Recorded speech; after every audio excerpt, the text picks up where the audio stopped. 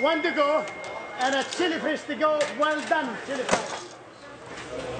Sam, you told me once, look, man, it probably goes with this. You said, look, if your phone hasn't been tapped and yours has, or you're not under investigation, you're nobody in this town. Oh, we have been, the whole state is symbol today is your phone been tapped. And if it is, are you still talking on it foolishly, saying something? The bottom line is Geoffrey's had his phone tapped. I've had my phone tapped. I mean, but it's almost like, so what? I mean, you know, in the 60s and early 70s, the cross-dressing J. Edgar Hoover dealt with some of us in a like manner. We get used to the FBI modus operandi. I don't know if they're still cross-dressing. You said during the mayor's re-election, you were behind the ad, lynching still legal in America. Is the mayor still being lynched? And if who's... Where the mayor put him, anytime you open yourself up for lynching to political cannibals who will eat you alive. Please, the mayor put the rope around his own neck.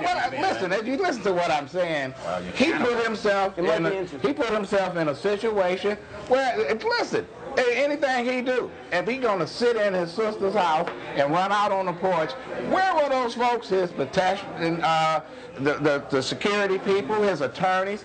The mayor have not listened to those people who've been around him. It's obvious. Look, let me ask you, you've talked about running for the mayor of Detroit. Now, is Chocolate City ready for vanilla, Geoffrey? I'm not a vanilla Geoffrey. No, he's not a vanilla Geoffrey. And it's not a chocolate city, but it is a city that has been abandoned by middle-class whites. And until including you. I didn't abandon the city. I was born here. My parents moved to Oak Park. You could hardly claim when Jeff Fieger was forced to move into his parents' house when he was 5 years old that he abandoned the city. Do you live here? I do not live in the city of Detroit, but if I was going to become the mayor for a short period of time, if Mr. Kilpatrick resigned, I would move back here. Okay. Question. Prediction. Well, you know what? That's funny that everybody wants. But you know what? Let me say this. Ask every congressman whether they actually live in their district. No, they don't. They don't. You don't have to. You don't have to. They don't. You know, all these folks talking about we need Dave Bean, we need this. I just resent all those folks that's so in tune with what we're doing here in the city. If they want to make a difference, move your white ass or black ass back into this city and vote. But I don't go to Warren and say you need to get rid of Steenberg or McComb. I don't live in the city. Listen, I don't live in the city, but I work in the city, pay taxes. I go to church in the city. I live less than 2 miles. But you don't vote in the city. Yeah, and you know why I don't live here? I can't afford it. Well, fine. But that's not true. That's not true. That's not true. That's nonsense. No. Poor people live in some of the right. They don't own it. Right. Excuse me. Chicago, New York, L.A., places where people want to live. Boston. Property taxes. Poor people live Miami. there. Rich people live there. That's right. The idea that taxes control where people live is nonsense. People live as soon as I sit here where it's nice to live. But somebody's got to understand that this city doesn't include just the corporation boundaries at 8 Mile of the city of Detroit. It includes all southeastern Michigan. Southeast Michigan. And until and unless white people understand that this state... Why do you say it like that? Listen, because we have 800,000 people, black people, poor people who can't leave the city of Detroit. We have 4 million white people surrounding them, thinking they can make a living and they can have an economic area beyond the city of Detroit where they can't. You need to have the economic engine which drives the state of Michigan, not just Southeast Michigan, in the city of Detroit. We are all one. I don't care if you live in Warren, if you live in Oak Park, or you live in Birmingham, or you live in the city of Detroit. We are one. We got to live together. Until and unless we elect statewide people who understand that no state can be great unless you have a great city. But that's why we don't have. What Geoffrey's saying is very important when he says we are one, because it's very easy to blame the victim. It's very easy to say that Kwame Kilpatrick is responsible for the economic status. He's not. He's not. He simply is not. You look at Granholm. We are one, and we gotta approach it like that if we're to revive Detroit and you're saying the shenanigans of Kilpatrick... The state of Michigan will not recover economically until Detroit is on it. You're saying the shenanigans of Kilpatrick are a drop in the bucket. An outrageous drop in the bucket. A mere drop. A mere drop. That's nothing. Prediction. He don't control GM or Chrysler or Ford. He didn't run Volkswagen out the man moved his factory and didn't take us with him. Listen, and all the white people who are saying, you know, we were behind the mayor. The only thing they really cared about was whether they had somebody in there who was going to give them so many tax breaks that they were going to make a fortune off of that. Okay, absolutely. That's why Peter Kamanis is so worried about who's going to be the mayor. They care about a puppet in there so that they can come in here and get land for nothing and make a deal that nobody could ever make anyplace else. Now see, they have Detroit over a barrel, but unless it doesn't have anything to do with taxes, it has everything to do with two things. What you're saying is what's behind Kwame Kilpatrick is white money. Kwame Kilpatrick doesn't have anybody behind him. Yeah. No, is that how it works in Detroit? That was then. He doesn't have anyone now. Doesn't have anybody behind him. To the extent anything's behind him, it's only because he could facilitate a deal for them, and they could make a whole bunch of money for free. Okay, prediction. They were pimping, and Kwame was hoeing. It's just that simple. Listen, you go back. Wait a minute.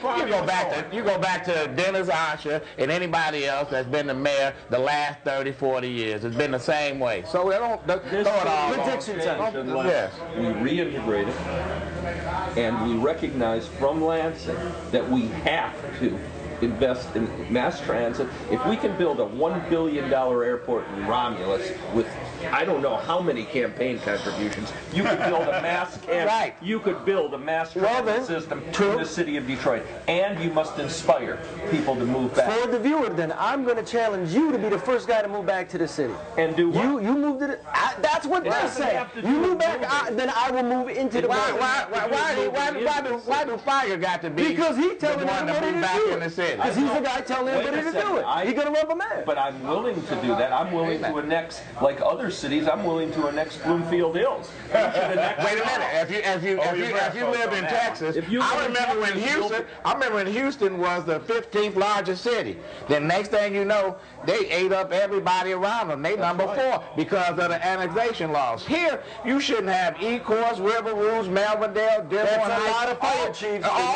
Taylor. These people can't even afford public safety. They can't afford the library. We got more police agencies than all the rest of the world has armies. Right.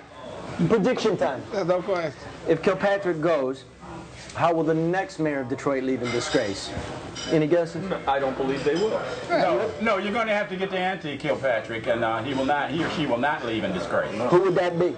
Well, leave it. I mean, the bottom line is that we had mayors go to jail. We had police people indicted. We had 2 major race riots, a depression. We had everything that hit this city, and it has survived. Detroit will survive Mayor Kilpatrick. He'll survive the next mayor. Michigan, it's about Lansing. We don't need them. But until Lansing recognizes the fact that Detroit is the living room of the state of Michigan, and that you got to fix up this city.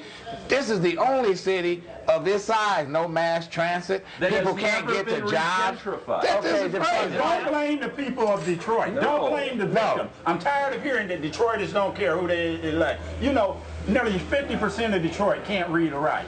Over 50% are unemployed. I mean, there are real issues here. People can give a damn about who the elected officials are when they're trying to feed themselves, keep life going. When you talk about 50% of Detroiters can't read and write, you go out there, you got 30 or 40% of everybody that's undereducated in this area. That without the leadership at the state level saying, we will reinvest and we will rebuild the city of Detroit, it can never happen. They can't do it from within. After you've been abandoned, how can you do it? But one thing they can do from within, and that is what family structure is left. Parents need to parent. I honestly believe that. I believe you can be poor and raise your kids. I believe you can instill in them a value system that stresses right over wrong. You can instill in them something that Kwame hasn't learned, and that is to take responsibility for your actions. I like the way you talk. I mean, what I'm saying is that even though they may be poor, it doesn't mean that they have to be valueless. Finally, that's right.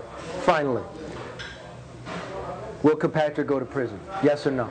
Well, you know what? The way these folks is on his back, yeah. But you know what? Like, can I say this before you go to the next?